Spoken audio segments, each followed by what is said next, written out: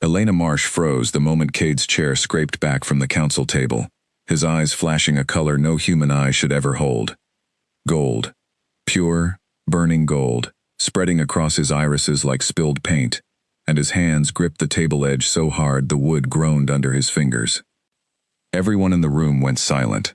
The advisor who had just finished speaking, a thin man named Oliver Grant, stumbled back from his seat, his face draining of color. "My king," Oliver stammered. "Is something wrong?" Cade didn't answer right away. His jaw was clenched, a low sound building in his throat that was not quite human and not quite animal. Something caught between the two. Elena had never heard anything like it in the 2 years she had worked as his assistant. She had seen him angry before. She had seen him tired, frustrated, even amused in his rare private moments. But this was different. This looked like something was clawing its way out from beneath his skin. "Nothing," Cade finally said, his voice rough, forcing the word out like it cost him something. "Continue." Oliver did not continue. He gathered his papers with shaking hands and asked to be excused, citing a sudden headache. No one questioned it. No one in that room wanted to be the next target of whatever had just happened to their king. Elena sat at the far end of the table, her notebook open, her pen frozen mid-sentence. She had been recording the meeting minutes, a job she performed without much thought most days, but her mind kept circling back to 2 nights earlier, to a joke she had made to her friend Grace over coffee, a joke she had already half forgotten until this very moment. "You know," she had said, laughing, stirring sugar into her cup, "with how intense the king always looks, I bet his wolf reacts every time someone lies to him, like it just knows." It had been nothing. A silly comment made between 2 friends who worked in the palace and liked to speculate about the mysterious Alpha King, a man who kept his personal life locked away tighter than the treasury vault. Grace had laughed. Elena had laughed. They had moved on to gossip about the head chef's terrible temper. But now, watching Cade's shoulders rise and fall as he fought to steady his breathing, watching the gold slowly fade from his eyes back into their usual deep brown, Elena felt a strange chill crawl up her spine. It was probably nothing. Coincidence. Oliver had been nervous all week. Everyone knew he had made an error in the trade reports, and was likely trying to cover for it. Nervous people said things that weren't quite true all the time. That did not mean Cade's wolf had reacted to a lie specifically. That would be absurd. And yet, the meeting ended 20 minutes later, cut short by Cade himself, who stood abruptly and announced he needed fresh air. Elena gathered her things quickly, tucking her notebook under her arm, and found herself walking the same direction as him down the long stone corridor that led to the eastern courtyard. "Elena," Cade said without turning around, his voice quieter now, almost normal again, "walk with me." It wasn't a request. It never really was. Not from him, though he always phrased things gently enough that people forgot he was a king who could command with a single word if he wanted to. Elena adjusted her pace to match his long strides, saying nothing, waiting. They reached the courtyard, empty at this hour except for 2 guards stationed near the far gate, too distant to hear anything said in a normal tone of voice. Cade stopped near the old stone fountain, the water trickling softly, and finally looked at her. "You've worked for me 2 years, he said. "Have you ever seen anything like that happen before?" Elena shook her head slowly. "No, my king, never. Neither have I."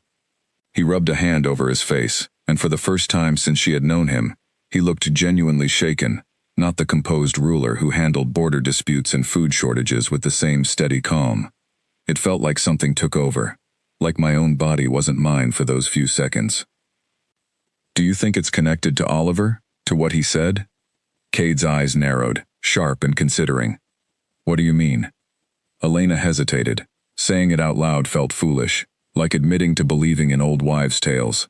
But something told her this was not the moment to hold back. He seemed nervous, like he was hiding something about the trade numbers. What if your wolf reacted because he wasn't telling the full truth? The fountain trickled on behind them, and somewhere beyond the courtyard walls, the evening bell began to ring, marking the change of guard shifts. Elena felt her heart pounding, wondering if she had overstepped, if she had said something that sounded ridiculous to a man who commanded an entire kingdom and answered to no one. But Cade did not laugh at her. Instead, he looked troubled, deeply troubled, in a way that made the chill in her spine grow colder. "That's an unusual theory," he said carefully. "What made you think of it?" Elena's mouth went dry. She thought about lying, about saying it was simply a passing thought, nothing more.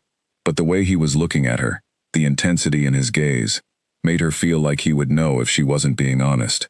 Which was a strange thing to fear from a man, but not from a man whose wolf had apparently just reacted violently in a room full of people. I made a joke, she admitted, 2 nights ago, to my friend Grace. I said something like that maybe your wolf reacted to lies. It was just a silly comment, my king. I didn't mean anything by it. Something flickered across Cade's face, too fast for Elena to read clearly. Surprise, maybe, or something closer to recognition, like a puzzle piece sliding into place even though the full picture was still hidden. A joke, he repeated slowly. Yes, said out loud. In the palace. Elena's stomach twisted. Yes, why? Does that matter? Cade didn't answer immediately. He turned away from her, staring out at the darkening sky, beyond the courtyard walls, his hands clasped behind his back, in the posture she recognized from every formal portrait of him that hung in the palace halls. But there was tension in his shoulders now that no portrait ever captured. There are old stories, he said finally, about pack magic, about words spoken with enough belief, enough intention, taking root somewhere they shouldn't. My grandmother used to warn me about it when I was young. She said careless words, especially ones tied to a wolf's nature, could sometimes settle into truth if the right conditions existed. Elena felt her pulse quicken. You think my joke actually did something? That's not possible. It was just a comment over coffee. I don't know what to think, Cade admitted, and there was something almost vulnerable in the way he said it, a crack in the composed exterior he wore like armor every single day. But something happened to me today that has never happened before, not once in 30 years of my life, and it happened right after I sat across from a man who was, by all appearances, not entirely honest with this council. The silence between them stretched long and uncomfortable. Elena wrapped her arms around herself, though the evening air wasn't particularly cold. She thought about her own words that night with Grace, how easily they had slipped from her mouth, how little weight she had given them at the time. She had not been trying to curse anyone. She had not been trying to do anything, except make her friend laugh over a shared pot of coffee. What do we do? She asked finally. Cade turned back to face her, his expression unreadable now, guarded in the way that had made him such an effective ruler for the past several years. We watch. We wait. If it happens again, we'll know it wasn't coincidence. And if it does happen again? Then we find out how to stop it, he said, before it costs me everything I've built. Elena nodded, though her mind was racing with questions she didn't dare ask yet. What would it mean if her careless joke had truly caused this? What kind of magic worked that way, turning idle words into living truth? And more than anything, what would happen to Cade, to his authority, to the careful balance he maintained over a kingdom that depended on his strength and his steadiness, if his own body began betraying him every time someone in his presence spoke anything less than the complete truth? She didn't sleep well that night. She kept replaying the moment in the council room, the way his eyes had changed color, the sound that had risen from his throat, animal and furious and barely restrained. She thought about the fountain, the way his voice had cracked slightly when he admitted he didn't know what to think. By morning, she told herself it had to be a coincidence, an isolated incident brought on by stress or exhaustion, or too many long nights reviewing border reports. Kings were still human after all, even ones with wolves living beneath their skin. Surely one strange moment in a council meeting didn't mean her joke had somehow reached across the palace and rewritten the rules of his own body. She almost believed it, walking to her small office near the archive room, carrying a fresh pot of tea for the morning briefing. She almost believed it, right up until she stepped into the hallway outside the throne room and heard raised voices, one of them belonging to a merchant who had come to negotiate new tax terms for the southern trade routes. She almost believed it right up until she heard the same low, furious growl rumble through the closed doors, followed by absolute, terrified silence from everyone inside. Elena set the tea tray down on a side table, so fast that porcelain rattled, and she pushed through the throne room doors without waiting to be announced, something she had never once done in 2 years of service. Inside, the merchant, a heavy-set man named Harold Finch, stood frozen halfway between his chair and the door, his face pale as chalk. 2 guards had stepped forward from the walls, hands on the hilts of their swords, though neither seemed to know what exactly they were supposed to do. and Cade stood behind the throne, gripping its high back with both hands, his knuckles white, his breathing ragged. His eyes had gone gold again. "Everyone out," Cade said, and though his voice was strained, it still carried the unmistakable weight of command. The guards hesitated only a moment before ushering Harold Finch toward the door, the merchant nearly tripping over his own feet in his hurry to leave. Elena moved aside to let them pass, then turned back to find Cade watching her, his gold eyes slowly bleeding back into brown. "You heard," he said. It wasn't a question. "I heard," she confirmed, closing the distance between them carefully, the way she might approach a wounded animal, though she caught herself thinking that comparison was perhaps too literal given the circumstances. "What did he say? What set it off?" Cade exhaled slowly, releasing his grip on the throne and lowering himself into it, looking suddenly exhausted, in a way that had nothing to do with lack of sleep. He claimed his shipments were delayed because of storms along the coast. "I could see it, Elena. I could feel it, like something inside me just knew he was lying before my mind even processed his words." "Storms," Elena repeated. "You think he made that up?" "I don't think. I know." Cade's jaw tightened. "There have been no storms reported along that coast in 3 weeks. My own scouts confirmed clear skies just yesterday. He lied to my face, and my body reacted to it like a struck bell." Elena sank into the chair usually reserved for visiting dignitaries, her mind spinning. 2 incidents now, both tied directly to dishonesty, both following her careless joke by less than 3 days. Coincidence was becoming harder and harder to justify, no matter how much she wanted to cling to the comfort of a rational explanation. Words don't just become real because someone says them out loud. "Apparently they can," Cade said, "if the right magic already exists in the walls around you." He rubbed his temples, his composure slowly returning, though something in his eyes remained troubled in a way she hadn't seen before. "This palace was built on old pack ground. My grandmother used to say the stones remembered things, old bonds, old rituals, magic that predates the kingdom itself. If your words were spoken somewhere, those old bonds still lingered.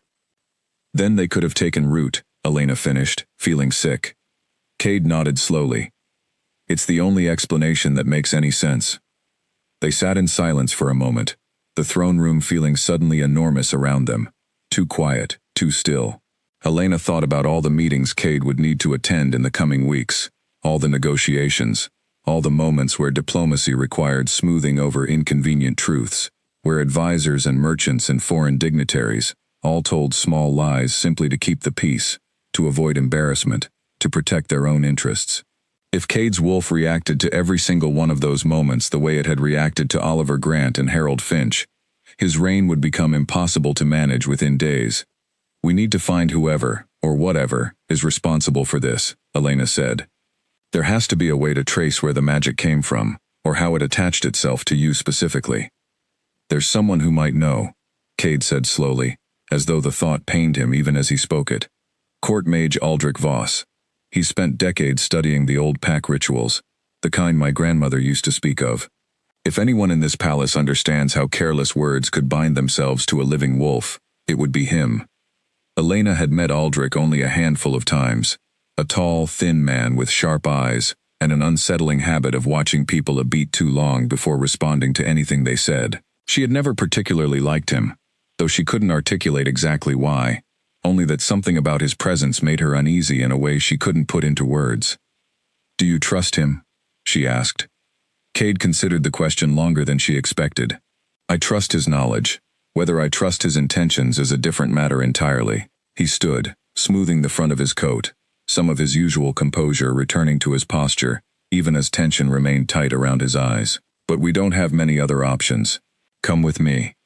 They found Aldrich in his study on the 3rd floor of the eastern wing, a cluttered room filled with shelves of old books, jars of dried herbs, and strange metal instruments Elena couldn't begin to identify.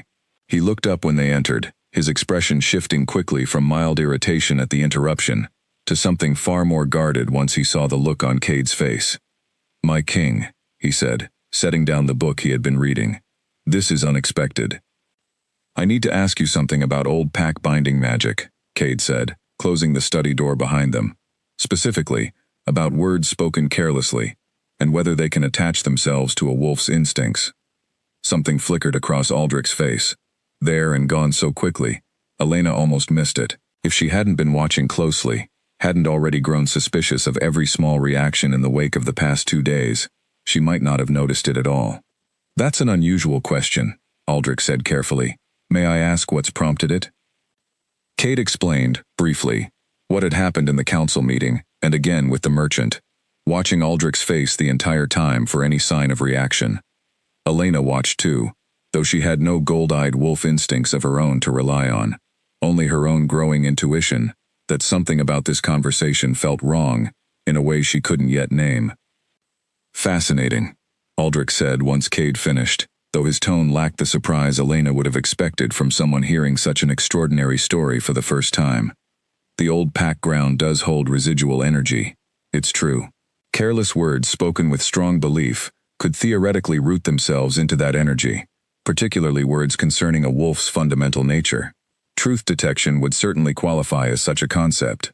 "Can it be reversed?" Elena asked, unable to stay silent any longer. Aldrich's sharp eyes moved to her, assessing, calculating something she couldn't read. "Possibly. These old bindings typically require an act that mirrors their origin. If the binding was created through spoken words believed by more than one party, it may require a similarly powerful spoken truth to unravel." "That's vague," Cade said, frustration creeping into his voice. "Old magic often is," Aldrich replied smoothly. "I would need to research further before I could offer anything more concrete. Give me time, my king. A few days, perhaps a week. I will search through the archives for anything specific to this kind of binding." Cade studied him for a long moment, and Elena wondered if his wolf instincts were telling him anything about the mage's honesty in this exchange, though nothing in his expression suggested the same golden reaction she had witnessed twice already. Perhaps the binding only reacted to spoken lies directed at him personally, or perhaps Aldrich was, in fact, telling the truth about needing time to research. "A week," Cade said finally. "No longer. This is already interfering with my ability to govern effectively." "Understood, my king." Aldrich bowed his head slightly, and as they turned to leave, Elena caught him glancing toward a particular shelf near the back of the room, tucked behind stacks of ancient leather-bound books, a glance so brief she almost convinced herself she had imagined it. She said nothing until they were well down the corridor, away from Aldrich's study, her voice low. "Did you notice how he reacted when you first asked the question?"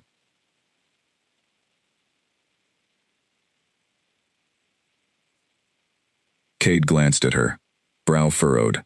"What do you mean?" He didn't seem surprised, not really, like he already suspected something like this could happen. Elena chose her next words carefully, aware of how paranoid they might sound out loud. "I don't trust him, my king. I think he might know more than he's telling us." Cade was quiet for several steps, his expression thoughtful. "My wolf didn't react to anything he said. If he was lying directly to me, I would have felt it." "Unless he was simply avoiding direct lies," Elena said, choosing his words carefully enough to stay technically truthful while still hiding something important. Cade stopped walking, turning to look at her fully, something shifting in his expression, a mixture of respect and concern. "You have good instincts, Elena. Perhaps better than you realize." "I hope I'm wrong," she said honestly, "because if Aldrich is involved somehow, and this binding gets worse before we understand it, I don't know what will happen to you, or to this kingdom."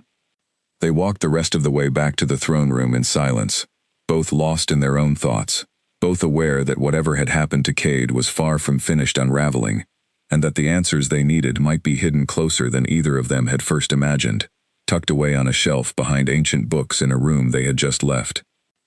3 days passed without another incident, and Elena allowed herself the smallest sliver of hope that whatever had happened might simply fade on its own, that perhaps the binding, if it truly existed, was already weakening. Cade held 2 smaller council meetings during that time, both uneventful, both filled with the usual dry discussions of grain distribution and border patrol schedules. No one lied. Or if they did, Cade's wolf remained calm enough that Elena never noticed any change in his eyes. She began to think, foolishly, that the danger had passed. Then came the visit from the neighboring territory's envoy, a sharp-featured woman named Bridget Coleman, who arrived with an entourage of 6 guards and a proposal for a new trade agreement that seemed, on the surface, entirely reasonable. Elena sat in her usual place, near the back of the meeting hall, recording notes, watching Cade's composed expression as Bridget outlined the terms of her proposal in smooth, practiced sentences. It happened almost exactly 40 minutes into the meeting. Bridget was discussing the resources her territory could offer in exchange for reduced tariffs, claiming her lands had suffered unexpected crop failures that justified the request for leniency. Elena watched Cade's shoulders stiffen, almost imperceptibly, watched the muscles along his jaw tighten, and felt her stomach drop as she recognized the beginning of what she now dreaded seeing. His eyes flickered gold. It was faster this time, a brief flash rather than the sustained transformation from before, but Elena caught it, and judging by the way Bridget's confident expression faltered mid-sentence, so did she. "Is everything all right, my king?" Bridget asked, her voice carefully neutral, though her eyes had narrowed slightly, studying him with new wariness. "Perfectly fine," Cade said, his voice steady, despite the effort Elena could see it cost him. "Please, continue." Bridget hesitated only a moment before resuming her proposal, though she chose her words more carefully now, and Elena noticed she avoided any further specific claims about crop failures, instead speaking in vaguer terms about general resource shortages. The meeting concluded without further incident, and Bridget departed with a polite but clearly unsettled expression, glancing back at Cade once before the doors closed behind her entourage. Elena waited until the room had emptied before approaching him. She was lying about the crop failures. "I know," Cade said grimly. "I could feel it the moment she said it. There's been no reported crop failure in her territory. My own trade reports would have mentioned it." "This is getting stronger," Elena said, voicing the fear that had been building in her chest since the meeting began. It reacted faster this time, more precisely. Cade nodded, his expression troubled. "I noticed that as well. The first time, in the council meeting, it took me several seconds to even feel the shift beginning. Today it happened almost instantly, the moment the lie left her mouth." "Do you think it's growing?" Elena asked, though she already feared she knew the answer. "Getting more sensitive, more powerful, the longer it exists?" "I don't know," Cade admitted, "but I don't like where this is headed. If it continues to intensify, I won't be able to hide these reactions during important negotiations. Word will spread. Other territories will begin testing me, deliberately lying to provoke a reaction, just to see how I respond. It will make me appear unstable, unpredictable. Rulers who appear unstable invite challenges to their authority." Elena understood the weight of what he was describing. A kingdom's stability depended heavily on its ruler projecting calm strength, especially during negotiations with neighboring territories, who were always watching for any sign of weakness they could exploit. If word spread that the Alpha King's wolf reacted uncontrollably to dishonesty, it wouldn't take long for rival territories to use that knowledge against him, deliberately baiting him with small lies during high-stakes discussions, forcing him into embarrassing displays that would undermine his credibility. "We need Aldrich's research," she said. "It's been 3 days. Maybe he's found something already." They made their way back to the mage's study, finding him hunched over a pile of ancient texts, candles burning low around him despite the daylight streaming through the tall windows. He looked up as they entered, his expression carefully composed, though Elena thought she detected a flicker of something uneasy in his eyes, before he schooled his features into practiced calm. "My king," he said, standing quickly. "I wasn't expecting you so soon." "It's happened again," Cade said without preamble. "Faster and stronger than before. Have you found anything useful?" Aldrich hesitated, his fingers drumming lightly against the edge of his desk, a habit Elena hadn't noticed before, but now found deeply suspicious given everything else swirling in her mind. "I've found some references to similar bindings in older texts, though nothing that matches your situation precisely. These things tend to be unique to their origin, shaped by the specific words used, and the intention behind them." "What have you found?" Elena pressed, unwilling to let him retreat into vague answers again. Aldrich's eyes flicked toward her, something unreadable passing across his expression before he answered. "The binding appears to draw strength from repetition. Each time the wolf reacts, the connection between the trigger and the response grows more deeply rooted. It's similar to training a muscle, in a strange way. The more it happens, the stronger and faster the reaction becomes."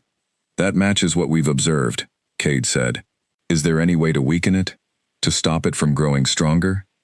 Theoretically, Aldrich said slowly, if the source of the binding could be identified precisely, and the original words somehow retracted or reversed with equal intention and belief, the connection might loosen. But finding the exact origin of such a binding and reversing it with the necessary conviction is far from simple. Elena felt her pulse quicken. She was the source. Her joke, spoken carelessly to Grace over coffee, was the origin Aldrich was describing. But something held her back from revealing this immediately. Some instinct telling her to wait, to observe Aldrich's reactions a little longer, before offering up information that might prove important. What would reversing it require, specifically? She asked instead. Aldrich's gaze lingered on her a beat too long before he answered. A statement of equal weight and belief, spoken by the same source, directly countering the original claim, though I would need to know more specifics about how this binding first formed, before I could offer precise guidance. Cade glanced at Elena, and she understood the unspoken question in his eyes, whether now was the moment to reveal what she had told him privately in the courtyard 3 days earlier. She gave the smallest shake of her head, and Cade, trusting her instincts, said nothing further about the origin of the binding. Keep researching, Cade said instead. I need answers soon, Aldrich. This is becoming a serious problem. Of course, my king. Aldrich bowed his head, and they left the study once more, walking in silence, until they were safely out of earshot down the corridor. You didn't want him to know it was your joke, Cade observed once they had put sufficient distance between themselves and the study door. No, Elena admitted. Something about the way he asks questions bothers me. He seems too interested in the specifics of how this began, more interested than someone simply trying to help would typically be. You think he wants to use this information for something? Cade said, understanding immediately. I don't know what I think, Elena admitted, but I noticed the shelf he glanced at during our first visit. I want to look at it, without him present. Cade considered this for a long moment, weighing the risks of secretly investigating his own court mage against the growing danger of leaving the binding unchecked. Tomorrow evening, he said finally, Aldrich attends the weekly gathering of court officials in the Great Hall. His study will be empty for at least 2 hours. Then that's when we look, Elena said, feeling a nervous thrill mixed with genuine fear at what they might discover. That night, Elena barely slept, her mind cycling endlessly through memories of Aldrich's careful expressions, his measured responses, the way his eyes had lingered on her just a moment too long during their conversation. She thought about her joke, replaying it over and over, wondering what exactly had allowed such careless words to take root in old pack magic strong enough to alter a king's fundamental nature. She thought about Cade, too, more than she probably should have allowed herself. She thought about the vulnerability she had witnessed in him during their conversation by the fountain, the way his composed exterior had cracked to reveal genuine fear underneath. She had worked for him 2 years, admired his steady leadership from a respectful distance, never allowing herself to consider anything beyond professional loyalty. But something about this shared secret, this dangerous mystery they were unraveling together, had shifted something between them, created an intimacy she hadn't expected, and wasn't entirely sure how to navigate. By morning, she pushed those thoughts aside, focusing instead on the task ahead. They had a study to search, a mage to investigate, and a binding that grew stronger with every passing day, threatening to unravel everything Cade had worked so carefully to build. The Great Hall gathering began precisely at 7 that evening, and Elena watched from a shadowed alcove as Aldrich Voss made his way through the corridor toward the eastern wing, his robes trailing behind him, his expression as unreadable as ever. She waited until he disappeared around the far corner before signaling to Cade, who emerged from a nearby doorway, dressed in simpler clothing than his usual formal attire, clearly hoping to move through the palace without drawing attention. He'll be occupied for at least 2 hours, Cade said quietly, as they made their way toward the mage's study. The gathering always runs long, especially with the trade discussions currently underway. The study door was unlocked, which surprised Elena slightly, though she supposed Aldrich had little reason to expect anyone would dare enter his private space uninvited, especially not while he attended a mandatory court function. Inside, the room looked exactly as it had during their previous visits, cluttered with books and strange instruments. Candles burned low in their holders, the air thick with the scent of old parchment and dried herbs. The shelf, Elena said, moving toward the back corner where she had noticed Aldrich's glance during their first visit. It was this one. They searched carefully, moving books aside with cautious hands, aware that anything disturbed too obviously might alert Aldrich to their intrusion. Behind a row of ancient leather volumes, Elena's fingers brushed against something smooth and cool, tucked into a hidden compartment built into the shelf itself. "Cade," she breathed, pulling out a small wooden box, intricately carved with symbols she didn't recognize. Cade took the box carefully, examining the symbols with a furrowed brow. "These are old pack markings. I've seen similar symbols in texts my grandmother kept, ones related to binding rituals." He opened the box slowly, revealing a folded piece of parchment inside, along with a small vial containing a dark, viscous liquid. Elena leaned closer as Cade unfolded the parchment, both of them scanning the elegant handwriting that covered the page. The words made her blood run cold. It was a detailed account, written in Aldrich's careful script, describing a theory about binding pack magic to reveal deception, referencing old rituals used centuries ago by pack elders to test the loyalty of potential traitors. But more damning than the theory itself was a specific notation near the bottom of the page, dated just 4 days before Cade's first incident in the council meeting. Overheard interesting comment from Assistant Elena Marsh regarding King's Wolf reacting to lies. Worth testing theory using residual binding energy in Eastern Courtyard, the note read. If successful, could provide valuable leverage for future negotiations, particularly regarding trade agreements currently being contested by rival territories. "He heard me," Elena whispered, horror creeping through her chest. "He heard my joke and deliberately used it. This wasn't an accident at all." Cade's expression had gone hard, cold fury, replacing his earlier troubled concern. "He's been testing this on me, using my own body as an experiment, without my knowledge or consent, for his own personal gain." "Trade agreements," Elena said, reading further down the parchment, her stomach twisting. "He mentions using the binding as leverage. Do you think he's planning to sell information to rival territories, warning them about your reaction to lies, so they can either avoid triggering it or use it against you deliberately?" "It would explain Bridget Coleman's reaction during our last meeting," Cade said grimly. "She seemed unusually observant of my expression when she noticed the gold flash in my eyes. If Aldrich has already made contact with her territory, warning them what to watch for, she may have been testing the theory herself." The implications sent a fresh wave of fear through Elena's chest. If Aldrich had already shared this information, other territories might already be aware of Cade's vulnerability, already planning ways to exploit it during future negotiations. Every trade agreement, every diplomatic discussion, every moment where honesty mattered most, could become a stage where Cade's own body betrayed him in front of people actively working against his kingdom's interests. "We need to confront him," Elena said. "Now, before this goes any further." "No," Cade said, surprising her. "Not yet. If we confront him directly, he'll simply deny everything, and we have no way to prove this parchment wasn't planted or fabricated somehow. We need more information first. We need to know exactly how deep his betrayal runs, and whether he's already made contact with anyone outside the palace." Elena understood the logic, though frustration simmered beneath her fear. "How do we find that out without alerting him?" Cade thought for a long moment, his gaze fixed on the vial of dark liquid still sitting in the wooden box. "This liquid," he said finally, "it might be part of the binding ritual itself. If we could identify what it's made from, we might learn more about how the binding works, and potentially how to reverse it, without needing Aldrich's cooperation at all." "There's an old healer in the lower town," Elena said, an idea forming quickly. "Margaret Whitfield. She's studied herbs and old remedies her entire life, and I've heard she has knowledge of older pack traditions as well, passed down through her family for generations. She might recognize what this liquid is made from." "Can she be trusted?" Cade asked. "I believe so," Elena said. "She's helped palace staff before, quietly, without ever seeking recognition or reward. She's not the type to sell information to rival territories, and she has no connection to Aldrich that I'm aware of."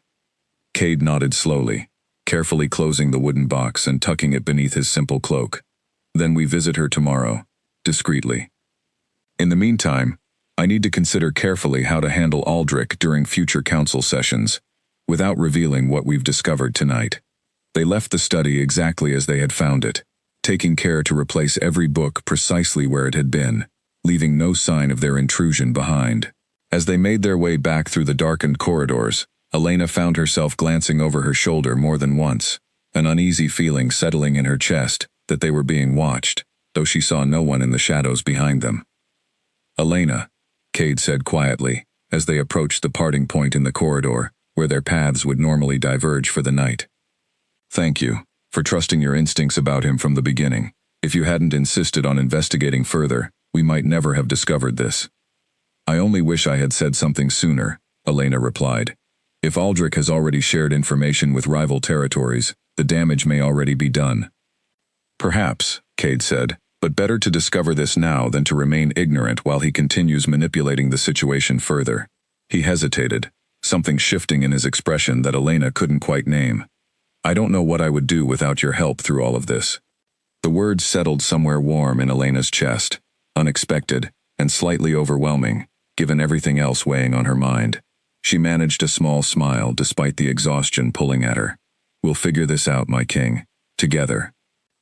Cade nodded, though his eyes lingered on her a moment longer than necessary, before he turned to make his way toward his private chambers, leaving Elena standing alone in the quiet corridor, her thoughts a tangled mess of fear, determination, and something else entirely, something she wasn't quite ready to examine too closely, given everything else demanding her attention. Margaret Whitfield's cottage sat at the edge of the lower town, surrounded by neat rows of herb gardens that filled the morning air with the scent of lavender and rosemary. Elena had visited her only twice before, both times on small errands for the palace kitchen, but she remembered the old woman's sharp eyes and gentle manner, the way she seemed to notice everything, without ever appearing to look directly at anyone. Cade had disguised himself for the visit, wearing a plain traveling cloak with the hood pulled up, though Elena suspected Margaret would recognize him regardless. Few people in the kingdom hadn't at least glimpsed the Alpha King during some public ceremony over the years, and something about his bearing was difficult to disguise completely, a natural authority that clung to him even in simple clothing. Margaret opened her door before they had even finished knocking, her weathered face creasing into a knowing smile. "I wondered when someone from the palace might finally come asking questions," she said, stepping aside to let them enter her small, cluttered kitchen.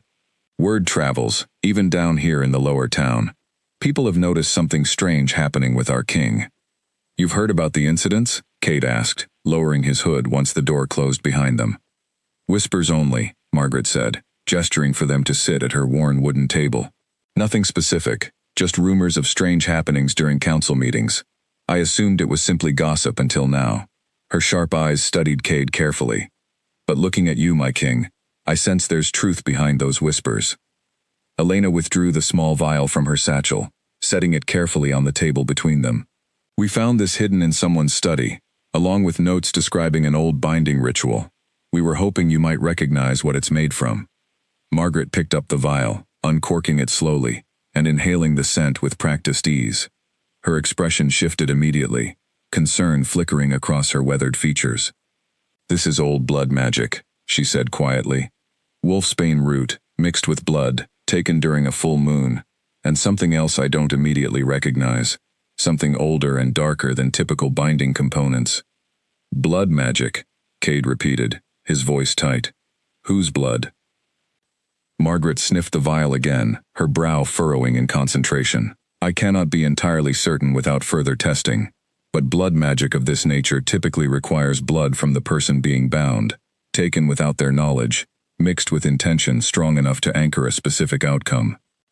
Elena felt sick. "He took your blood," she said, looking at Cade, "without you knowing." "When?" Cade demanded, though the question seemed directed more at himself than at Margaret or Elena. "I would have noticed an injury, surely." "Not necessarily," Margaret said gently. "A skilled practitioner could draw a small amount during routine contact, perhaps disguised as tending a minor wound, or even collected from something as simple as a discarded razor or a torn fingernail. It wouldn't require much, my king, only enough to establish the connection." Cade's expression darkened further, and Elena watched him work through recent memories, searching for any moment where Aldrich might have had such an opportunity. "3 weeks ago," he said slowly, "I cut my hand during training. Nothing serious, but Aldrich offered to tend the wound himself, said he had a salve that would prevent infection, more effectively than the palace healer's usual remedies. I dismissed it as simple courtesy at the time. That would have provided ample opportunity, Margaret confirmed, combined with words spoken with genuine belief and intention, such as the joke your assistant mentioned making. The binding could take root exactly as you've described experiencing. Can it be reversed? Elena asked, echoing the question that had haunted her since discovering the wooden box in Aldrich's study. Margaret set the vial down carefully, considering the question with the same deliberate patience she seemed to apply to everything. Blood magic of this nature typically requires either the destruction of the original binding components, or an equally powerful counter-ritual performed with genuine intention from the same parties involved in the original binding. The parties being myself and Elena, Cade said. If her words were the trigger, and your blood was the anchor, then yes, Margaret confirmed. A counter-ritual would likely need to involve both of you, spoken with complete honesty and conviction, directly countering the original intention that created this binding in the first place. Elena's mind raced, thinking through the implications. What would we need to say? What kind of ritual? That I cannot tell you precisely, Margaret admitted. Blood magic bindings are unique to their specific creation, shaped by the exact words and intentions used to form them. I would need to understand more clearly what your original joke stated, word for word, before I could advise on the proper counter-ritual. Elena recited the joke as best she remembered it, feeling strangely exposed admitting such a careless comment had caused so much chaos. Margaret listened carefully, her eyes narrowing in concentration as she considered the words. The binding centers on truth and deception, Margaret said finally. Your original words suggested the king's wolf would react to lies specifically, framing honesty and dishonesty as the trigger mechanism. A counter-ritual would likely need to address that same framework directly, but rather than breaking the connection to truth entirely, which could prove dangerous given how deeply blood magic typically embeds itself, it may be more effective to find a way to make the reaction controllable, rather than eliminating it completely. Controllable, Cade repeated. You mean I could learn to manage the reaction, rather than removing it entirely? Removing deeply rooted blood magic bindings carries significant risk, Margaret explained. Attempting complete removal without perfect understanding of the original ritual could cause unpredictable consequences, potentially worse than the current situation. Learning to control and manage the reaction, however, would be considerably safer, and might even prove useful, rather than purely troublesome. Cade considered this for a long moment. How would we learn to control it? The binding responds to genuine intention and belief, Margaret said. If you can learn to separate your own emotional reaction from the wolf's instinctive response, acknowledging the truth your wolf senses, without allowing it to trigger a full transformation, you may be able to manage the outward reaction, even while the underlying awareness remains. That sounds difficult, Elena said. It would require practice, Margaret agreed, and likely require you both to work together closely, since the binding involves both of your energies now. However unintentionally that connection was formed. Elena glanced at Cade, noting the complicated expression crossing his features, something between frustration and reluctant acceptance. We'll need your guidance, he said to Margaret, if you're willing to help us learn this control. I am willing, Margaret said, though I must warn you both that this path forward will not be simple, nor will it happen quickly. Blood magic bindings, even ones formed through careless rather than deliberate means, run deep. Learning true control will require patience, and likely more honesty between the two of you than either of you may currently feel comfortable sharing. Something in her words made Elena's cheeks warm slightly, though she wasn't entirely sure why Margaret's comment felt so pointed. She glanced at Cade, finding him watching her with an expression she couldn't quite decipher, something thoughtful and searching that made her stomach flutter unexpectedly. We should also discuss Aldrich, Cade said, turning the conversation back toward practical matters. He's clearly working against my interests, potentially sharing information with rival territories. What should we do about him? That decision belongs to you, my king, Margaret said carefully, though I would caution against confronting him directly, until you better understand your own control over this binding. If he suspects you know about his betrayal, before you're prepared to manage the situation fully, he may take more drastic action to protect himself, potentially escalating the danger to both you and your kingdom. Cade nodded slowly, clearly weighing this advice against his own instincts. Then we proceed carefully. Learning control first, confronting Aldrich once we better understand what we're dealing with. They spent another hour with Margaret, discussing techniques for separating instinctive wolf reactions from conscious emotional responses. Practicing simple breathing exercises, Margaret assured them could help create the mental discipline necessary for eventual control. By the time they left her cottage, the sun had begun its slow descent toward the horizon, casting long shadows across the lower town's narrow streets. "This is a lot to process," Elena said, as they made their way back toward the palace, walking slower than strictly necessary, both of them clearly reluctant to end the conversation, despite the late hour. "It is," Kate agreed. "But at least now we understand what we're facing. Ignorance was far more frightening than knowledge, even knowledge as troubling as what we've discovered today." "Do you think Aldrich knows we've been to see Margaret?" Elena asked, glancing around at the quiet streets, an uneasy feeling settling over her again. "I don't know," Kate admitted. "But we'll need to be more careful going forward. If he suspects we've discovered his betrayal, he may accelerate whatever plans he has in motion." They walked the rest of the way in contemplative silence, both lost in thoughts of blood magic, betrayal, and the complicated path forward they now faced together. Elena couldn't shake the feeling that Margaret's words about honesty between them held more weight than simple practical advice for managing a magical binding, though she pushed the thought aside, focusing instead on the very real danger still surrounding them both. Over the following 2 weeks, Elena and Cade met privately, each evening, in a quiet study, away from prying eyes, practicing the techniques Margaret had taught them.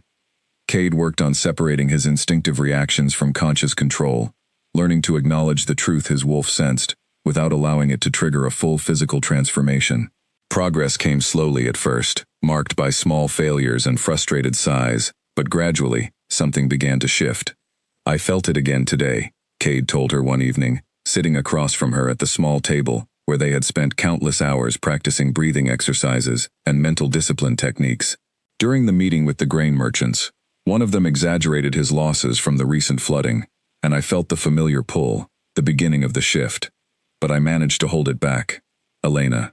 Just barely, but I held it back.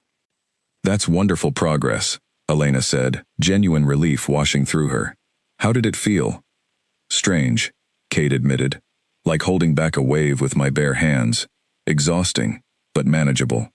I think, with more practice, this could become second nature." Their conversations during these evening sessions had gradually shifted beyond simple practical matters, expanding into deeper discussions about Cade's responsibilities as king, his fears about maintaining stability for his people, his complicated relationship with the expectations placed upon him since childhood. Elena found herself sharing more of her own history as well, her reasons for seeking palace employment, her ambitions beyond simply serving as an assistant, dreams she rarely spoke about openly even with close friends like Grace. "You never told me why you originally sought a position here," Cade said one evening, several days into their practice sessions, the candlelight casting warm shadows across the small study. Elena considered how much to share, then decided the growing trust between them deserved honesty. "My family struggled financially when I was young. My mother worked herself into exhaustion trying to provide for us after my father passed. I promised myself I would find stable work that could eventually help support her properly, work that offered more opportunity than what our small village could provide." "Has this position helped with that goal?" Cade asked, his tone genuinely curious rather than simply polite. "More than I ever imagined," Elena admitted. "Though lately, my responsibilities have expanded well beyond what I originally anticipated when I accepted this position." She offered a small, tired smile. "I didn't expect to become entangled in ancient blood magic and court conspiracies when I first started organizing meeting schedules and recording council minutes." Cade laughed, a genuine sound that Elena had come to treasure over these past weeks, so different from his usual composed public demeanor. "Nor did I expect my own wolf to require careful management, thanks to a joke made over morning coffee. Life rarely follows the paths we originally anticipate. Their evenings together had created an unexpected intimacy, one that both of them seemed to recognize without directly acknowledging out loud. Elena found herself looking forward to these sessions more than she probably should have, appreciating not just Cade's company, but the vulnerability he allowed himself to show only in these private moments, so different from the composed ruler everyone else in the palace witnessed daily. Meanwhile, they continued monitoring Aldrich carefully, though they made no direct move against him, following Margaret's advice to avoid confrontation, until Cade's control over the binding felt more secure. Elena noticed the mage watching them occasionally during council sessions, his expression difficult to read, though she couldn't determine whether his interest stemmed from suspicion that they had discovered his betrayal, or simple curiosity about Cade's apparently improved composure during recent meetings. "He suspects something," Cade said one evening, after a council session where Aldrich's attention had seemed particularly focused on his reactions throughout the entire discussion. "I could feel his eyes on me the whole time, watching for any sign of the reaction he's apparently expecting." "Do you think he knows we found the hidden box in his study?" Elena asked. "I don't know," Cade admitted, "but we should assume he suspects something, given how carefully he's been watching me lately. We may need to move forward with confronting him sooner than we originally planned." Their private practice sessions continued alongside this growing concern, and Elena noticed her feelings toward Cade deepening in ways she found increasingly difficult to ignore, despite the significant complications such feelings would introduce to their already precarious situation. She caught herself noticing small details about him she hadn't paid attention to before, the way his expression softened during their quieter conversations, the genuine warmth in his laugh when something amused him, the careful attention he paid to her own words during their discussions. She suspected Cade felt something similar, based on small moments she noticed between them, lingering glances during their practice sessions, a certain gentleness in his tone when he addressed her that seemed different from how he spoke to others in the palace. But neither of them had directly acknowledged these feelings, both perhaps too consumed by the ongoing crisis to properly examine what was developing between them, or too cautious about the complications such feelings would introduce, given his position, and the responsibilities weighing on them both. One evening, nearly 3 weeks into their careful practice, Elena arrived at their usual meeting place to find Cade already waiting, his expression troubled in a way that immediately concerned her. "What's happened?" she asked, closing the study door behind her.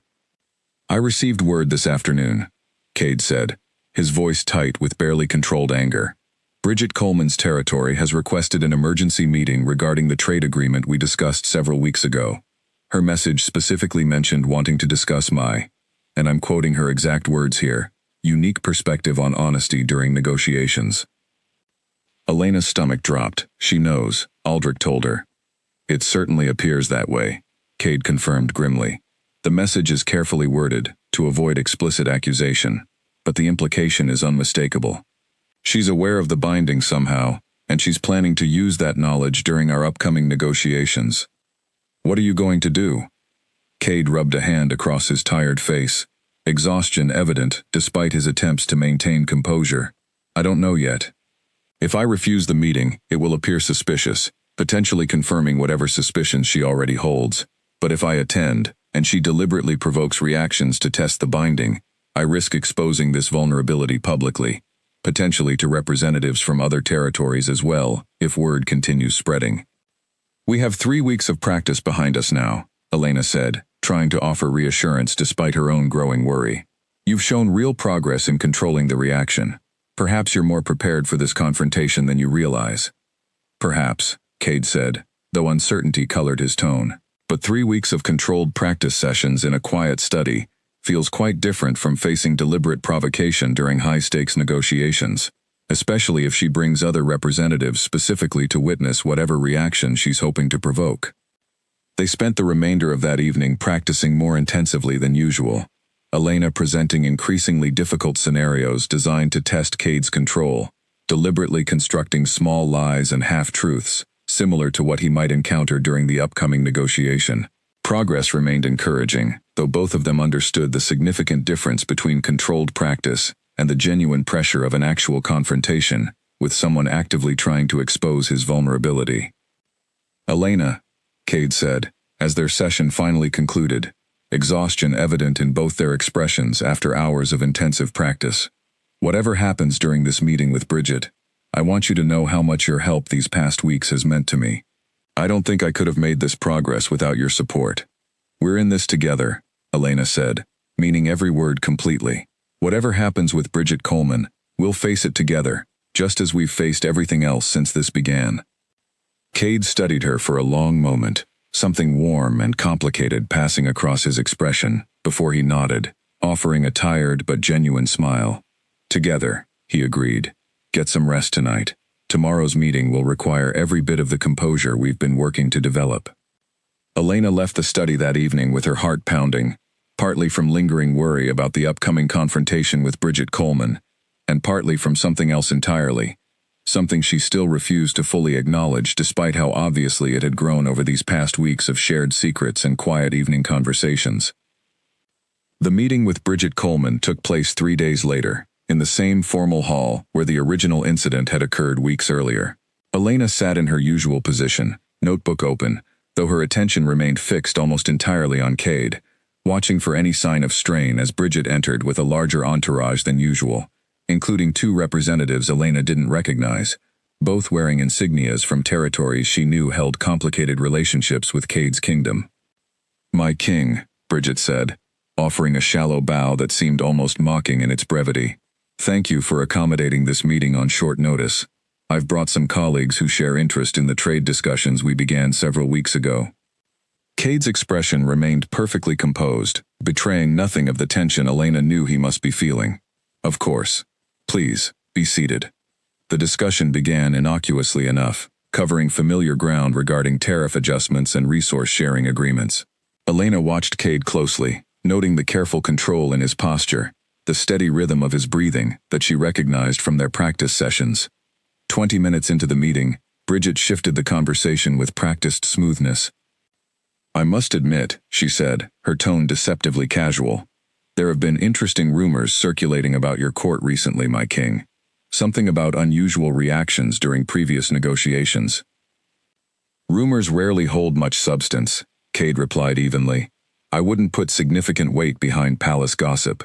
"Perhaps not," Bridget said, though her eyes remained sharp, watching him carefully. "Though I find myself curious. If I were to tell you, for instance, that my territory's crop yields this season have been entirely typical, with no significant losses whatsoever, contrary to what I mentioned during our previous discussion, would you have any particular reaction to that admission?" The room fell silent. Elena's heart pounded as she watched Cade's expression, searching for any sign of the golden flash that had betrayed him twice before. She saw the slightest tightening around his eyes, the barest flicker of gold threatening to surface, but he held it back, his composure remaining steady, despite the visible effort it clearly required. "I appreciate your honesty now," Cade said calmly, "though I'm curious why you felt the need to misrepresent your crop yields during our previous discussion, if the truth carried no particular consequence." Bridget's confident expression faltered slightly, clearly having expected a more dramatic reaction based on whatever information she had received from Aldrich. "I was simply testing certain theories," she admitted, choosing her words carefully now. "Theories that appear to hold less merit than I had been led to believe." "Interesting," Cade said, his voice carrying just enough edge to convey he understood exactly what game she had been playing. "I wonder who might have suggested such theories to you in the first place." The unnamed representatives from other territories exchanged glances, clearly uncomfortable with the direction the conversation had taken. Bridget, sensing she had lost whatever advantage she believed she held, quickly redirected the discussion back toward the original trade terms, and the remainder of the meeting proceeded without further incident, concluding an hour later with a tentative agreement that satisfied both parties reasonably well. Once the room had emptied, Elena finally released the breath she felt like she had been holding throughout the entire confrontation. "You held it back," she said, relief flooding through her. "Even with direct provocation, you maintained control." "Barely," Cade admitted, his shoulders sagging slightly now that the pressure of maintaining composure had lifted. "That was considerably more difficult than anything we practiced, but our sessions clearly helped. Without weeks of preparation, I don't believe I could have managed that confrontation nearly as successfully." "This confirms Aldrich's betrayal beyond any doubt," Elena said, her relief quickly giving way to renewed anger toward the mage who had caused so much chaos through his selfish scheming. "He's been sharing information with rival territories, using your vulnerability for his own gain." "It's time to confront him," Cade said, determination replacing the exhaustion in his expression. "Now that I've demonstrated I can maintain control even under direct pressure, I no longer need to fear exposing this vulnerability through confrontation. Whatever leverage he believed he held has clearly diminished. They found Aldrich in his study that same afternoon, and Elena noticed his expression shift the moment they entered, something guarded and calculating replacing his usual composed demeanor. He seemed to sense immediately that this visit differed from their previous conversations. "My king," he said, rising from his desk. "How did your meeting with the envoy proceed?" "Interestingly," Cade said, his tone carrying a dangerous edge Elena hadn't heard from him before. She seemed to possess unusual knowledge about certain private matters concerning my own condition, matters I've discussed with very few people.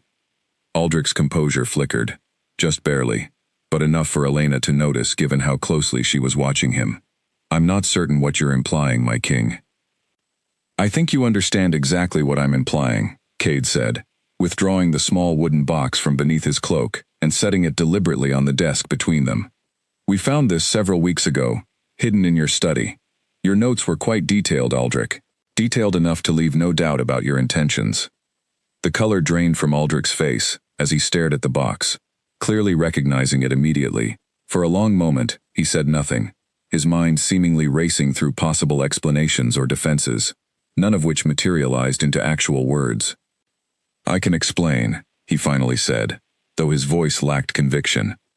"Then explain," Cade said, crossing his arms, his expression carrying the weight of royal authority, in a way Elena had rarely witnessed him display so openly. "Explain why you took my blood without my knowledge. Explain why you deliberately manipulated an ancient binding ritual using careless words spoken by my assistant.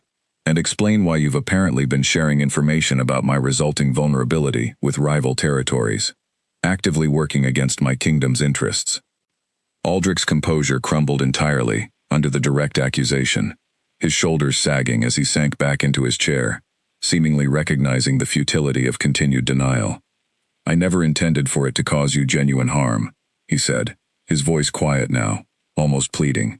"I saw an opportunity to test old theories I've studied for decades, theories about ancient pack magic that modern practitioners rarely have the chance to observe in practice. When I overheard the assistant's comment and realized the eastern courtyard still held sufficient residual energy from old rituals, I couldn't resist the temptation to see if the theory held merit." "And sharing information with Bridget Coleman?" Cade pressed. "How does that fit within your explanation of simple academic curiosity?" Aldrich's eyes dropped to the desk, unable to meet Cade's gaze any longer. Her territory offered significant compensation for information that might prove useful during trade negotiations. I convinced myself it was harmless, simply providing knowledge rather than actively working against your interests. "Harmless," Cade repeated, incredulous. "You compromised my ability to negotiate effectively on behalf of my entire kingdom, all for personal financial gain, and you consider that harmless?" Elena watched the confrontation unfold, her earlier anger toward Aldrich only intensifying as his confession revealed the full extent of his selfish betrayal. Whatever academic curiosity might have initially motivated his experimentation, his subsequent choice to profit from Cade's vulnerability by sharing information with rival territories transformed simple scientific overreach into genuine treason against the crown he served. "What happens now?" Aldrich asked quietly, resignation settling over his features as he seemingly accepted there was no viable defense remaining for his actions. "You're removed from your position, effective immediately," Cade said, his voice hard and final. "You'll face formal charges for treason against the crown, given your deliberate collaboration with rival territories against my kingdom's interests. Whatever knowledge you possess about reversing or further understanding this binding, you'll share completely and honestly during your trial, or face additional consequences beyond what treason alone would warrant." Aldrich nodded slowly, seemingly understanding he held no leverage remaining to negotiate better terms for himself. Guards were summoned, and the former court mage was escorted from his study, leaving behind the cluttered collection of books and instruments that had concealed his betrayal for weeks. "It's over," Elena said quietly, once Aldrich had been led away, the study falling silent around them. "The immediate threat is over," Cade corrected gently, "but the binding itself remains. We've learned to control the outward reaction, but the underlying connection between us, formed through his blood magic ritual, still exists. That won't simply disappear because we've addressed his betrayal." Elena considered this, understanding the truth in his words, even as relief at Aldrich's removal washed through her. What do we do about that then? Cade was quiet for a long moment, his gaze thoughtful, as he studied her across the cluttered study. Margaret mentioned that fully reversing deeply rooted blood magic could prove dangerous without complete understanding of the original ritual. Perhaps, now that we've confirmed control is possible, the wiser path forward isn't reversal at all, but rather learning to live with this connection, however unusual its origin. Something in his tone made Elena's heart skip, an implication beneath his words that extended beyond simple magical management into territory neither of them had directly acknowledged despite weeks of growing closeness. She met his gaze steadily, feeling the weight of unspoken possibility hanging between them in the quiet study. "Is that something you would want?" she asked carefully. "Living with this connection, rather than seeking to remove it entirely?" Cade's expression softened, something vulnerable and genuine, replacing his earlier hardness toward Aldrich's betrayal. "I've come to value many things about this situation, despite the chaos it initially caused," he said quietly, "including the closeness it's created between us these past weeks. I wouldn't want to lose that, Elena, regardless of what happens with the binding itself." Elena's breath caught, understanding the deeper meaning beneath his careful words. Whatever complications remained regarding Aldrich's trial, regarding the lingering magical connection between them, something else had grown alongside those challenges, something neither of them had directly named, but both clearly felt with increasing intensity. "Neither would I," she admitted softly, allowing herself, finally, to acknowledge feelings she had been carefully avoiding, examining too closely for weeks. News of Aldrich's arrest spread quickly through the palace, and in the days that followed, Elena found herself fielding questions from curious staff members, all of whom noticed the former court mage's sudden absence, but received only vague official explanations about his removal for undisclosed misconduct. Cade had decided, wisely, to keep the specific details of the binding private, revealing only that Aldrich had engaged in treasonous collaboration with rival territories, information serious enough to satisfy public curiosity, without exposing the full extent of the magical complications still lingering between himself and Elena. Their evening practice sessions continued, though the atmosphere had shifted noticeably since their mutual acknowledgement of feelings that extended beyond simple professional collaboration. Elena found herself more aware than ever of small moments between them. The way Cade's hand occasionally brushed against hers during their exercises, the lingering eye contact that stretched slightly longer than professional necessity required, the comfortable silences that no longer felt like they needed filling with conversation. "How are you feeling about tomorrow's council meeting?" Elena asked one evening, as they concluded another practice session focused on maintaining control during increasingly complex scenarios. "Confident," Cade said, and Elena noted genuine assurance in his tone that hadn't been present during their earlier weeks of practice. "I've managed several successful confrontations now, without any visible reaction, even when directly provoked. I believe I've developed reasonably reliable control." "That's wonderful," Elena said, genuine pride swelling in her chest at how far he had come since that first frightening incident weeks earlier. "Margaret will be pleased to hear about your progress." "We should visit her soon," Cade agreed. "Update her on our success, and perhaps discuss whether further guidance might help refine our control even further."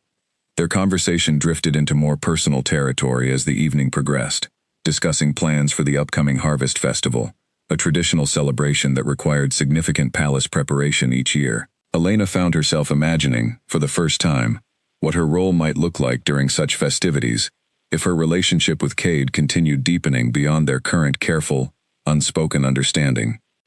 "Elena," Cade said, interrupting her thoughts, his tone suddenly more serious, "I need to discuss something with you. Something beyond simply managing the binding itself." Her heart quickened slightly at his tone. "What is it?" "These past weeks, working alongside you, learning to trust your instincts and appreciate your presence in ways that extend well beyond your official duties as my assistant," he said carefully, "have shown me something I hadn't fully recognized before all of this began. I care for you, Elena, deeply, and in ways that complicate my responsibilities as king, given the expectations traditionally placed upon rulers regarding appropriate marriage matches and political alliances." Elena's breath caught, understanding the weight of what he was admitting, and the genuine risk he took by speaking such words aloud to someone so far beneath his royal station in terms of traditional expectations.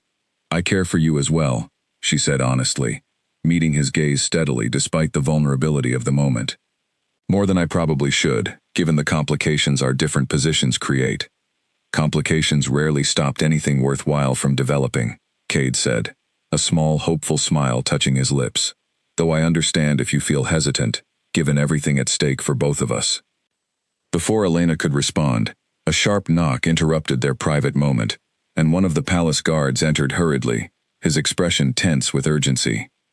"My king, forgive the interruption, but there's been a development requiring your immediate attention. Aldrich Voss has escaped custody." The warmth of their previous conversation evaporated instantly, replaced by sharp alarm. "Escaped?" Cade repeated, standing quickly. "How is that possible?" "We're still determining the details," the guard said, clearly uncomfortable delivering such troubling news. "It appears he had assistance from within the palace itself. Someone provided him with tools to pick the lock on his holding cell, and he slipped past the night watch, sometime after midnight." "Assistance from within the palace," Elena repeated, dread settling in her stomach. "Someone loyal to him, or someone paid by Bridget Coleman's territory, perhaps?"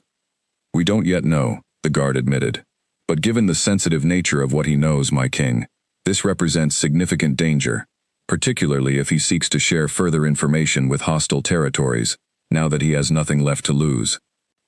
Cade's expression hardened with renewed determination, the warmth from their earlier conversation, replaced by the focused intensity Elena recognized from his role as ruler, facing genuine crisis.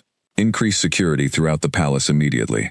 Send riders to alert border patrols along routes leading toward Bridget Coleman's territory, and any other rival territories with whom Aldrich might seek refuge or further compensation." The guard bowed and departed quickly to relay these orders, leaving Elena and Cade alone once more, though the earlier intimacy of their conversation had been replaced by shared concern about this unexpected development. "This complicates everything," Cade said, running a frustrated hand through his hair. "If Aldrich shares additional details about the binding with hostile territories, particularly any information he might possess about our current control methods or lingering vulnerabilities, it could undermine everything we've worked to establish these past weeks." "What details does he actually know?" Elena asked, trying to think through the practical implications, despite her lingering worry about what this escape might mean for their safety, and for the vulnerable moment they had just shared before the interruption. "He knows the origin of the binding," Cade said grimly. "He knows it stems from your careless joke, combined with his blood magic ritual.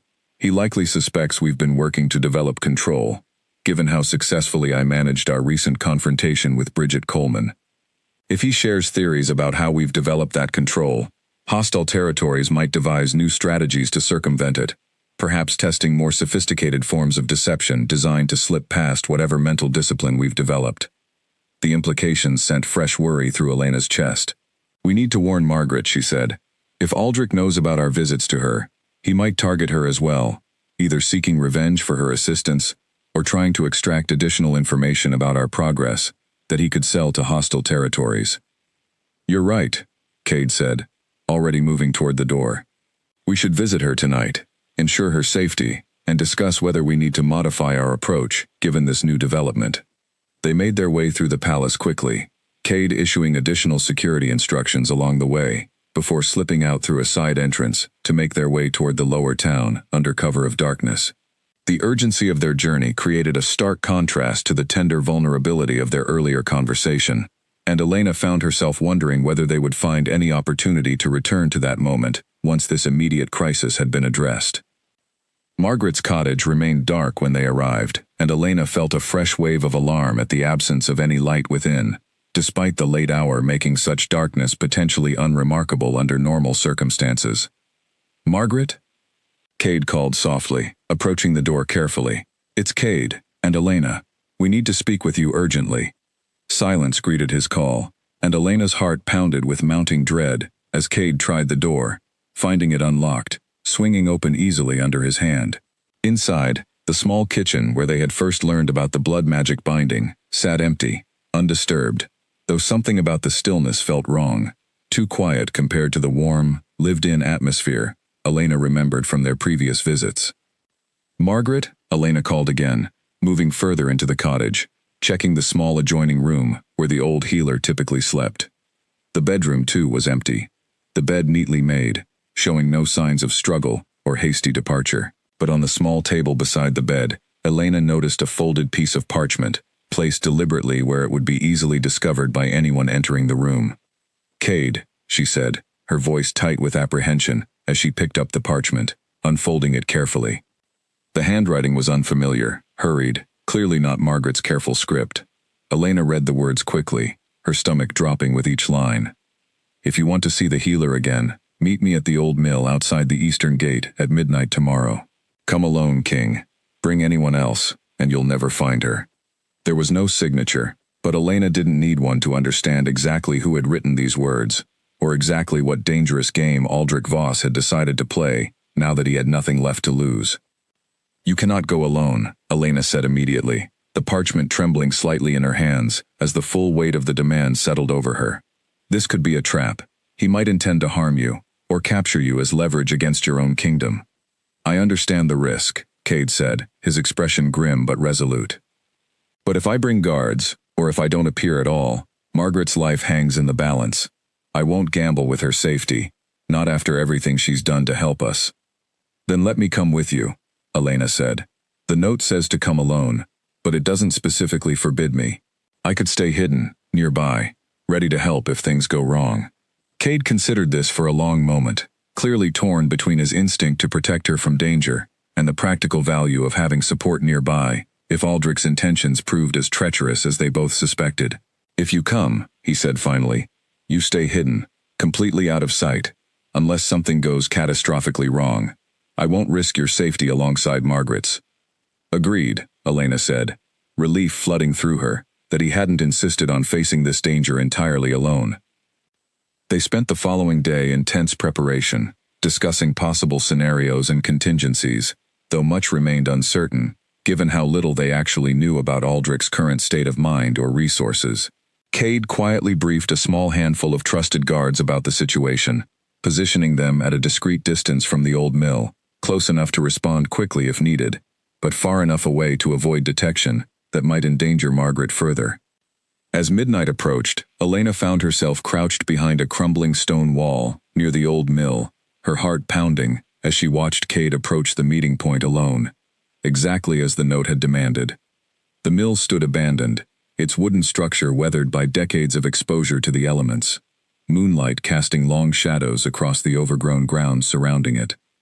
"Aldrich," Cade called out, his voice carrying clearly across the quiet clearing. "I've come as instructed. Where is Margaret?"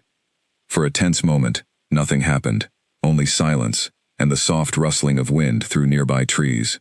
Then, from the shadowed doorway of the mill, a figure emerged, and Elena's breath caught as she recognized Aldrich's thin form, though he looked considerably more disheveled than during their previous encounters, his robes torn and dirty from his time evading capture. "You actually came," Aldrich said, sounding almost surprised, despite having issued the demand himself. "I wasn't entirely certain you would risk your own safety for an old healer." "Where is she?" Cade repeated, his tone hard and unyielding. Aldrich gestured toward the mill's interior. "Inside, unharmed, I assure you. I have no interest in causing genuine injury to an innocent woman. My quarrel remains with you, my king, not with those who simply provided assistance you sought." "Then release her," Cade said. "Whatever you want from me, we can discuss it without her continued involvement." Aldrich's expression shifted, something calculating entering his eyes despite his obvious exhaustion. "What I want is simple. A pardon for my crimes, safe passage out of your kingdom, and enough resources to establish myself comfortably elsewhere, beyond your reach or influence." "And if I refuse?" Cade asked. "Then perhaps I'll share everything I know about your vulnerability, with every rival territory willing to listen," Aldrich said, his voice taking on a desperate edge. "I have nothing left to lose, my king. My position, my reputation, my future within your kingdom, all of it has already been destroyed. What further consequence do I face by ensuring your own downfall accompanies mine?" Elena watched from her hidden position, tension coiling tight in her chest, as she recognized the genuine danger in Aldrich's desperate calculation. A man with nothing left to lose became far more dangerous than one still weighing consequences against potential gain. I cannot simply pardon treason, Cade said carefully, clearly trying to negotiate rather than immediately refusing outright. But perhaps we could discuss reduced consequences in exchange for Margaret's safe release and your cooperation in ensuring no further information reaches hostile territories. Aldrich considered this, though his expression remained skeptical. Reduced consequences still mean punishment. I want complete pardon, Cade. Nothing less will satisfy me. The use of his name without royal title, spoken with such casual disrespect, seemed to spark something in Cade's expression, a flash of genuine anger that Elena recognized from their weeks of practice sessions, moments where his composure had been tested most severely. She held her breath, watching carefully for any sign of the golden transformation that had caused so much trouble weeks earlier. But Cade held steady, his jaw tight, but his eyes remaining their normal brown despite the clear provocation. Complete pardon isn't something I can offer, he said, his voice controlled, despite obvious strain. You betrayed my trust, endangered my kingdom's interests, and now you've compounded that betrayal by kidnapping an innocent healer. These are not minor offenses that simply disappear because you demand forgiveness. Then perhaps this conversation is finished, Aldrich said, his tone turning cold, dangerous. Perhaps I'll simply take what information I possess, directly to Bridget Coleman's territory myself, along with whatever additional value the healer inside might provide as further leverage. He turned as if to retreat back into the mill, and Elena's heart lurched with sudden panic, understanding that Aldrich intended to use Margaret as an ongoing hostage, rather than releasing her as promised. Before she could stop herself, before she could consider the wisdom of revealing her presence, she stood from behind the stone wall. Wait, she called out, stepping into the moonlit clearing. This doesn't have to continue escalating. Perhaps there's a compromise that satisfies everyone's concerns. Aldrich's eyes widened with surprise at her sudden appearance, and Cade's expression shifted to alarm, clearly worried about the danger she had just placed herself in, by revealing herself against his explicit wishes. You brought her anyway, Aldrich said, his tone bitter. Despite my clear instructions. She came on her own decision, Cade said quickly, stepping slightly in front of Elena in a protective gesture. But perhaps her presence offers an opportunity. She's the one whose careless words originally began this entire situation. Perhaps she has insight into resolving it, that neither of us has yet considered. Elena understood immediately what Cade was suggesting, recognizing the opening he had created for her to speak directly to Aldrich, appealing to whatever remained of his original academic curiosity, rather than his current desperate anger. You wanted to study old pack magic, she said carefully, approaching slowly, her hands visible and non-threatening. You wanted to understand ancient bindings that modern practitioners rarely observe. What if, instead of destroying everything through continued betrayal, you helped us fully understand this binding, contributing genuine knowledge that could benefit future understanding of pack magic, in exchange for a more reasonable resolution to your situation? Aldrich studied her carefully, his expression conflicted, torn between his desperate anger and whatever genuine intellectual curiosity had originally motivated his experimentation weeks earlier. What kind of resolution? He asked finally, some of the dangerous edge softening slightly in his tone. Exile rather than imprisonment, Cade offered, seemingly understanding the direction Elena was steering the conversation. You leave the kingdom permanently, forfeiting your position and reputation here, but avoiding formal imprisonment or execution. In exchange, you release Margaret unharmed, and you provide complete, honest information about the binding ritual, information that could help us and future practitioners understand pack magic more thoroughly. The offer hung in the tense night air between them, and Elena watched Aldrich's expression carefully, hoping desperately that her appeal to his intellectual pride might prove more persuasive than continued threats or negotiations focused purely on punishment and consequence. Finally, after a long, agonizing silence, Aldrich's shoulders sagged, exhaustion and resignation replacing his earlier defiant anger. Exile, he said quietly. I can accept that, rather than continuing this dangerous confrontation that benefits no one. He turned back toward the mill, disappearing briefly into its shadowed interior, and Elena felt Cade's hand find hers in the darkness, a silent gesture of gratitude and relief as they waited to see if Aldrich would honor his word. Moments later he emerged again, Margaret walking beside him, looking shaken but otherwise unharmed, her eyes widening with relief when she spotted Elena and Cade waiting in the clearing. "Thank goodness," Margaret said, hurrying toward them once Aldrich released his light grip on her arm. "I was beginning to fear this confrontation might end far worse than it has." "Are you injured?" Elena asked, quickly checking Margaret over for any signs of harm. "Only shaken," Margaret assured her. "He kept me reasonably comfortable, all things considered, though the uncertainty of my situation was certainly distressing." Cade turned back toward Aldrich, who stood watching the reunion with a complicated expression, something between regret and lingering pride.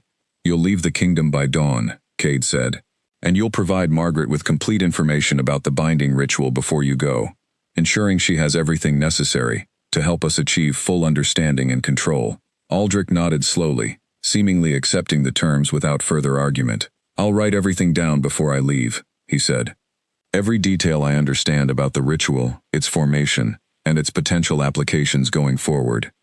As dawn approached, Aldrich departed the kingdom exactly as promised, leaving behind detailed notes that Margaret carefully reviewed, along with Cade and Elena, in the quiet safety of her cottage, once the tense confrontation had finally concluded.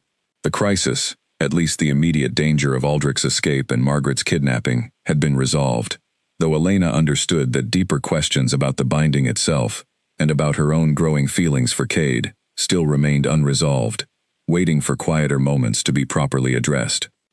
2 weeks passed following Aldrich's exile, weeks that brought a welcome sense of stability back to the palace after the chaos of recent events. Margaret's detailed review of Aldrich's notes had provided valuable additional understanding about the binding's true nature, confirming that full reversal remained inadvisable given the deep roots the ritual had established, but also revealing techniques that could help Cade refine his control even further, making the reaction almost entirely manageable under his conscious direction. Elena found herself back in Margaret's cottage on a quiet afternoon, accompanying Cade for what had become a regular check-in regarding his continued progress. The old healer greeted them warmly, her earlier ordeal seemingly leaving no lasting damage to her characteristic calm composure. "Your control has become remarkably reliable," Margaret observed, after Cade demonstrated his ability to remain steady, even when Elena deliberately presented him with a series of increasingly complex deceptions during their practice session. "I believe you've reached a point where continued vigilance, rather than intensive daily practice, should suffice going forward." "That's tremendous news," Elena said, genuine relief and pride swelling in her chest at how far Cade had come since that frightening first incident weeks earlier in the council meeting. "I couldn't have managed this without your help," Cade said, looking at Elena with warmth that had only continued deepening since their interrupted conversation before Aldrich's escape. "Both of you," he added, glancing toward Margaret with genuine gratitude. "This entire situation could have ended far worse without your combined guidance and support." Margaret smiled knowingly, her sharp eyes moving between the two of them, with obvious understanding of the deeper connection that had clearly developed during their weeks of shared crisis and careful practice. "I suspect," she said, "that this binding, troublesome as its origin may have been, has ultimately brought something valuable into both your lives, something perhaps more significant than the magical complication itself." Elena felt heat rise in her cheeks at Margaret's pointed observation, though she didn't deny the truth behind it. She glanced at Cade, finding him watching her with an expression that made her heart flutter, warm and genuine, and entirely unguarded, in a way she had rarely witnessed from him during his public role as ruler. They left Margaret's cottage as the afternoon sun began its slow descent, walking back toward the palace at an unhurried pace, both seemingly reluctant to rush the peaceful moment after weeks of tension and danger. "Elena," Cade said, stopping near the same fountain in the eastern courtyard, where they had first discussed the origin of the binding, weeks earlier, standing exactly where their unusual journey together had truly begun. "I never properly finished what I was saying before Aldrich's escape interrupted us." "You don't need to finish it," Elena said softly. "I understood what you meant, even without every word spoken aloud." "I want to say it properly, regardless," Cade insisted gently. "These past weeks, working alongside you through everything we've faced together, have shown me something I never expected to find, especially not through such an unusual and chaotic beginning. I've come to care for you deeply, Elena, in ways that extend far beyond simple gratitude for your help managing this binding. Elena's heart pounded as she met his gaze steadily, allowing herself finally, completely, to acknowledge the feelings that had been building between them for weeks. "I care for you as well," she said, her voice steady, despite the vulnerability of the admission. "More than I ever expected, given how our working relationship began. I never anticipated that a careless joke would lead to something so meaningful developing between us." Cade's expression softened into genuine happiness, something Elena rarely witnessed in his usual composed public demeanor. "Perhaps the old pack magic recognized something neither of us had yet realized ourselves," he said thoughtfully. "Some connection worth binding together, even through such an unconventional beginning." "Do you really believe that?" Elena asked, curious whether he genuinely credited the ancient magic with somehow guiding them toward this moment, or whether he simply appreciated the poetic notion. "I believe," Cade said carefully, "that regardless of how this binding first began, whatever grew between us, these past weeks, developed through our own genuine choices, our own trust and honesty with each other, built through facing real challenges together, rather than through any magical predetermination. The binding may have created circumstances that brought us closer, but what we've built together belongs entirely to us." Elena found herself smiling at his thoughtful response, appreciating the careful distinction he drew between magical coincidence and genuine emotional connection built through shared experience. "I like that perspective," she said. "Our own choice, rather than simply magical inevitability." "Speaking of choices," Cade said, his tone shifting slightly, something nervous entering his expression, despite his usual composed confidence. "I've been considering what this connection means for our future, given my responsibilities as king, and the traditional expectations placed upon rulers regarding appropriate matches for marriage and succession." Elena's breath caught, understanding the weight of what he seemed to be approaching, though she remained quiet, allowing him space to continue at his own pace. "Traditional expectations would suggest I should seek a match from among noble families, someone whose lineage and political connections would strengthen the kingdom's alliances," Cade continued. "But these past weeks have taught me something important about what truly matters in choosing someone to stand beside me, both as king and simply as a person navigating whatever challenges arise. I would rather choose someone whose honesty, whose courage, and whose genuine partnership have already proven invaluable, regardless of traditional political considerations." "Cade," Elena said softly, understanding exactly where his words were leading, her heart pounding with a mixture of joy and lingering disbelief that such a moment could genuinely be unfolding between them. "I'm not proposing marriage immediately," Cade clarified quickly, a slightly nervous laugh escaping him despite his earlier confidence. "That would likely overwhelm both of us, given everything we've already navigated together these past weeks. But I would like to formally court you, Elena, openly, rather than through private evening sessions disguised as practical necessity. I want the palace, and eventually my entire kingdom, to know that you matter to me, deeply and genuinely, regardless of whatever political complications that choice might create." Elena felt tears of genuine happiness threatening to spill as she processed his sincere words, understanding the significant risk he took by choosing to pursue this connection openly, potentially facing resistance from traditional nobles who expected him to marry within established political circles. "I would like that very much," she said, her voice thick with emotion. "Though I understand this may create complications for you, politically. Some things are worth navigating complications for," Cade said firmly, reaching to gently take her hand in his, a gesture that felt both natural and significant, given everything they had shared together. "You've shown me more genuine loyalty, courage, and partnership these past weeks than most political alliances could ever offer. I would rather face whatever resistance arises from choosing you honestly, than pretend contentment with a match chosen purely for political convenience." They stood together by the fountain as the sun continued its descent, the same location where their unusual journey had first begun weeks earlier, with a frightened conversation about strange golden eyes and uncontrollable transformation. Now, that same location witnessed something entirely different, a genuine connection built through shared crisis, mutual trust, and the kind of honest partnership that no ancient binding, however powerful, could have created without the genuine choices they had both made along the way. In the weeks that followed, word of Cade's intention to court Elena openly spread through the palace, generating exactly the kind of complicated political discussions they had both anticipated. Some traditional nobles expressed concern about the unconventional match, worried about diminished political alliances or precedent for future royal courtships. But Elena's growing reputation throughout the palace, built through her demonstrated loyalty during the crisis with Aldrich, along with Cade's evident happiness and continued strong leadership, gradually won over even the most skeptical voices among the court. Margaret continued serving as an occasional advisor regarding the lingering aspects of the binding, though its presence had become simply another accepted element of Cade's nature, no longer a source of fear or uncertainty, but rather a strange, unexpected gift that had brought clarity and honesty into moments that might otherwise have remained clouded by political maneuvering and careful diplomatic evasion.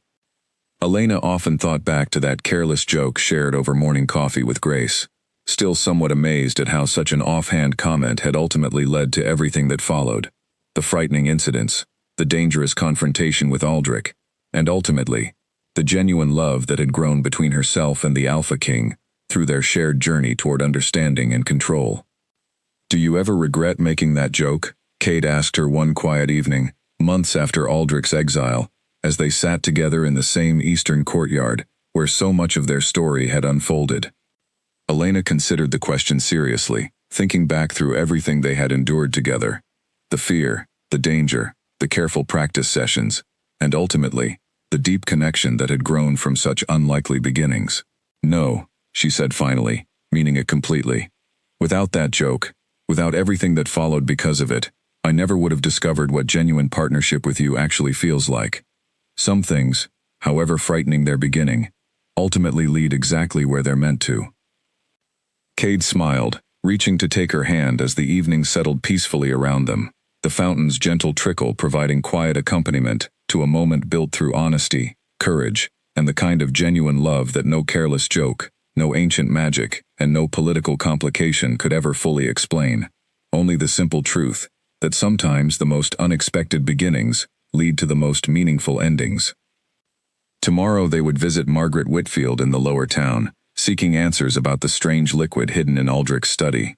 Tonight, Elena simply hoped that whatever schemes the court mage had already set into motion hadn't yet caused irreversible damage to the kingdom, or to the man she was slowly, carefully, beginning to trust with far more than simple professional loyalty.